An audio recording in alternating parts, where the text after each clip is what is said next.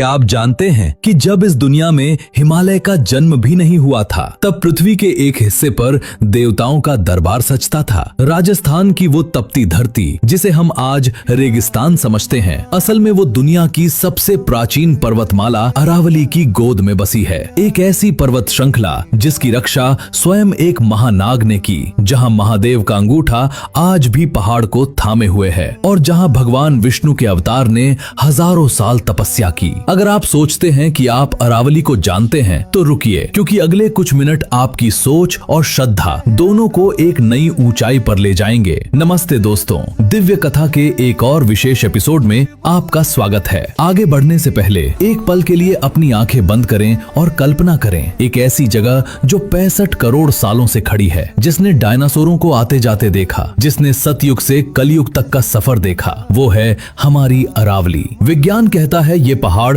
Pre Cambrian युग के हैं, लेकिन हमारे पुराण कहते हैं कि जब प्रलय आया था तब अरावली ही वो पहली चोटी थी जो समुद्र के ऊपर दिखाई दी थी। इसे पृथ्वी की नाभि भी कहा जाता है। चलिए चलते हैं त्रेता युग में। माउंट आबू, जिसे आज हम एक हिल स्टेशन मानते हैं, उसका असली नाम था अर्बुदाचल। महर्षि वशिष्ठ यहाँ अपनी गौ माता नंदिनी के साथ तपस्या करते थे। एक शाम नंदिनी चढ़ते चढ़ते एक गहरी और अंधेरी खाई में गिर गई। वो खाई इतनी गहरी थी कि उसका अंत पाताल तक था। ऋषि वशिष्ठ व्याकुल हो उठे। उन्होंने शिव की आराधना की। तब भगवान शिव ने अर्बुदनाग को भेजा। अर्बुदनाग ने एक ऐसा त्याग किया जो आज के युग में अकल्पनीय है। उन्होंने उस पूरी खाई को अपने विशाल शरीर से भर दिया ताकि नंदिनी ऊपर आ सके। ऋषि वशिष्ठ ने प्रसन्न होकर वरदान दिया कि ये पर्वत आज से तुम्हारे नाम अर्बुदाचल से जाना जाएगा। सोचिए दोस्तों, एक नाग का ऐसा समर्पण, क्या आज हम प्रकृति के लिए इतना भी त्याग कर सकते हैं? कमेंट्स में अपनी राय जरूर दें। कहानी अब उस मोड़ पर है जहां हम साक्षात ईश्वर के पद चिन्हों को देखेंगे। लेकिन उससे पहले, अगर आपको हमारे पूर्वजों का ये गौरवशाली इतिहास पसंद आ रहा है तो इस वीडियो को अभी लाइक करें। हमारे चैनल को सब्सक्राइब करना ना भूलें, क्योंकि ऐसी दिव्य कथाएं ही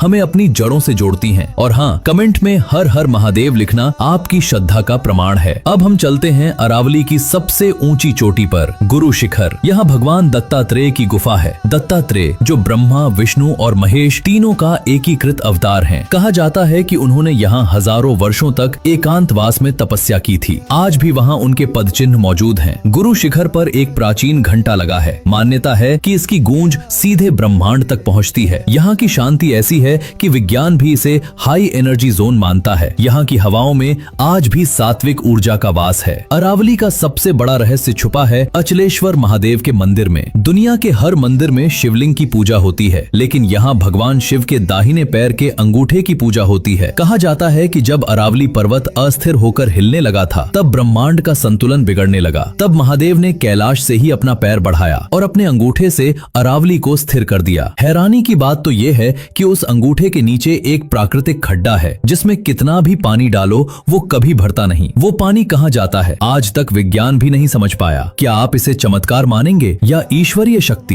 भक्तों, अरावली सिर्फ आस्था नहीं बल्कि अस्तित्व भी है। ये पहाड़ राजस्थान को मरुस्थल बनने से रोकते हैं। ये ऋषियों की तपोभूमि रही है, जहाँ महाराणा प्रताप जैसे वीरों ने शरण ली। यहाँ के हर पत्थर में त्याग, तपस्या और वीरता का इतिहास है। तो ये थी अरावली की वो दिव्य यात्रा जो हमें सिखाती है कि हमारी जड़ें कितनी गहरी हैं। ये पहाड़ हमें धैर्य, शक्ति और अटूट विश्वास की सीख देते हैं। अगली बार जब आप अरावली की इन वादियों से गुजरें तो श्रद्धा से अपना सिर जरूर झुकाइएगा, क्योंकि आप उस भूमि पर हैं जिसे देवताओं ने अपना घर चुना था। अगर आप चाहते हैं कि मैं राजस्थान के किसी और रहस्यमयी मंदिर पर वीडियो बनाऊं, तो उस मंदिर का नाम नीचे कमेंट करें। इस वीडियो को अपने परिवार के साथ शेयर करें ताकि हमारी आने वाली पीढ़ी भी अपनी संस्कृति को जान सके। मिलते हैं अगली दिव्य कथा में। तब तक के लिए जय श्री राम।